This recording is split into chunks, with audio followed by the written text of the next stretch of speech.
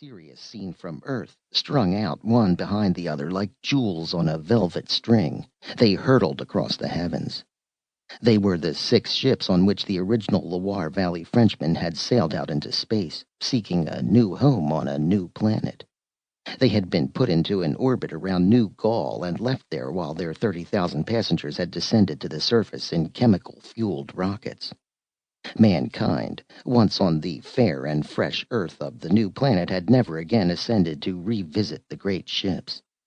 For 300 years, these 6 ships had circled the planet known as New Gaul, nightly beacons and glowing reminders to man that he was a stranger on this planet. When the Earthmen landed on the new planet, they had called the new land Le Beau Pays, or, as it was now pronounced, Le Bopfe, the beautiful country. They had been delighted, entranced with the fresh new land. After the burned, war-racked Earth they just left, it was like coming to heaven. They found 2 intelligent species living on the planet, and they found that the species lived in peace and that they had no conception of war or poverty, and they were quite willing to receive the Terrans into their society, provided, that is, they became integrated, or, as they phrased it, natural.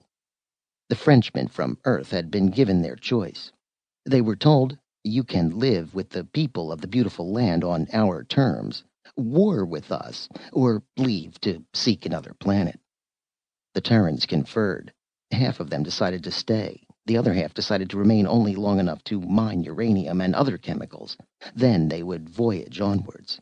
But nobody from that group of Earthmen ever again stepped into the ferry rockets and soared up to the 6 ion-beam ships circling about Le Beau Pays.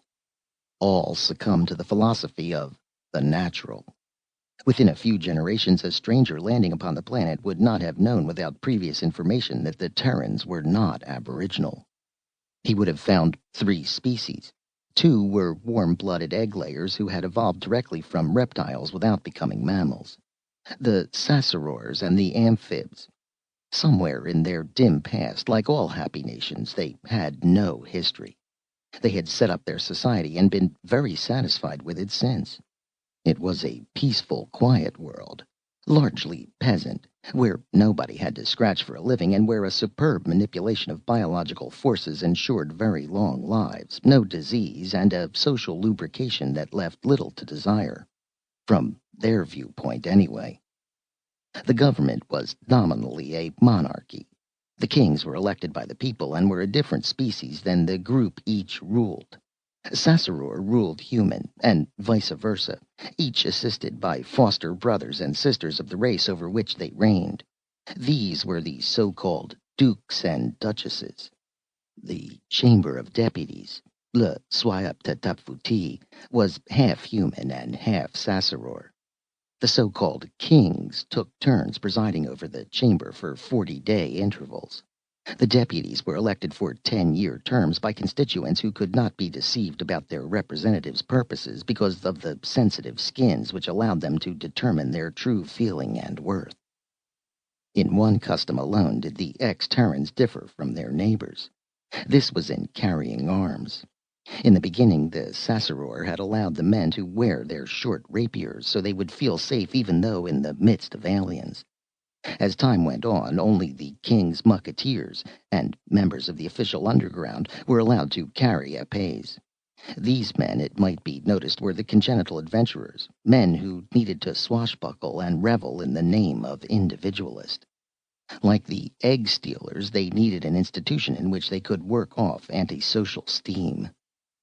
From the beginning, the amphibians had been a little separate from the Saceror, and when the Earthmen came, they did not get any more neighborly. Nevertheless, they preserved excellent relations, and they too participated in the changeling custom.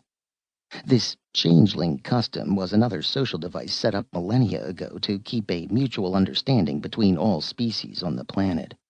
It was a peculiar institution, one that the Earthmen had found hard to understand and ever more difficult to adopt.